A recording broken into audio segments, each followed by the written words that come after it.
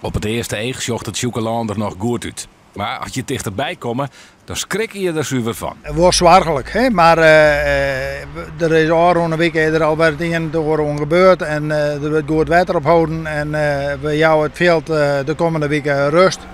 En ja, samen we het met doen, hè? Of dat genoeg is maar de vraag. De bruin is op dit moment het belangrijkste. Er zit een speciale, een extra bemesting hebben we erop gegooid. Nou goed, dat begint alleen nog maar te werken altijd wie het maken wordt. Ja, en menen. Zodra de bruinerij er al is en het is weer een beetje opdroegen, dan menen we het weer. Met de PC in aantocht besteeg de gemeente deze dagen meer tiert onder het chocolade als onder andere sportvelden.